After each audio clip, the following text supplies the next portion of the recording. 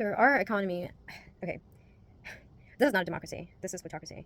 And plutocracy basically meaning that this government, everything basically is run by the wealthy.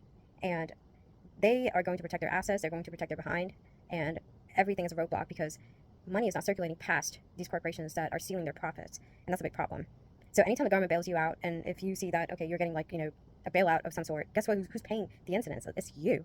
You're really paying for it. No one else is, because these corporations are still sitting on their profits and they are stealing their profits. And I'll give you a good example here. Okay, this is a really dumb example, but recently, the bird flu virus, right?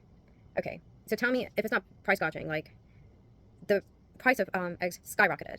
And there are a lot of people, especially like myself, because I am vegetarian, but I do eat eggs, and I actually live on eggs due to many different reasons. Stomach issues, doesn't matter.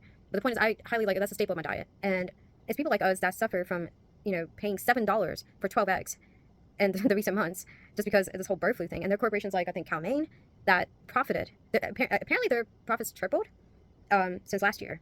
And they had no effect on the whole bird flu thing. So they were really not affected by the bird flu, but they decided to raise their prices because everyone else probably did, and their profits tripled, and we pay for it. So it's things like this. Like, when it comes to government regulation, I really don't understand why it's so hard to regulate these massive corporations, because your job as the government is to protect your citizens from plutocracy and to be able to shield them from feeling any kind of inconvenience, or not inconvenience. I mean, you want the money to keep flowing in the economy, and if you're going to restrict government spending, which is what's happening. I mean, nowadays, like, I hardly go out because I can't afford to. And there are millions of Americans like me. So I don't understand why corporations don't understand that in the long term, that they are only going to benefit when I have money in my pocket. But if I don't have money in my pocket and they suck me dry, I mean, they're going to fall.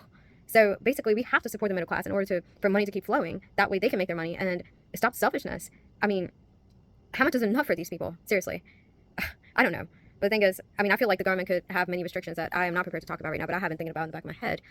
I mean, there are many things that the government can do. Like, I mean, one of the things is, like, protect, maybe when it comes to, like, real estate investments, like, create some laws that prevent people or the rich from, buying assets. I mean, there's so many things that could be put in place in order to protect the average American. When I say average American, I'm talking about people in the middle class, to protect them from plutocracy. And I have not seen anything that has happened so far. So, and I see, like, all these elections, I feel like people just say the same thing over and over. And I stopped watching the inauguration debates because it's repetitive. And the thing is, like, they always touch base on the surface level and they repeat the same thing. Like, oh, I'm going to do this. Oh, they took their gerbs or whatever. Like, but when it comes to the policy, like, I mean, it's scary enough that most of these people lack the knowledge of basic economics. Like, I guess politics and economics is scary enough that they are parallel to each other and they don't cross over. So a lot of people that are actually running the government don't even have the basic knowledge of economics, just macroeconomics.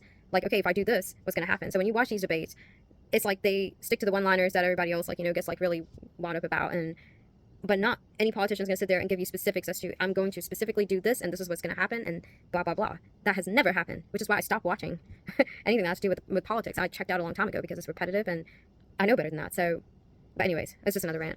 All right, bye.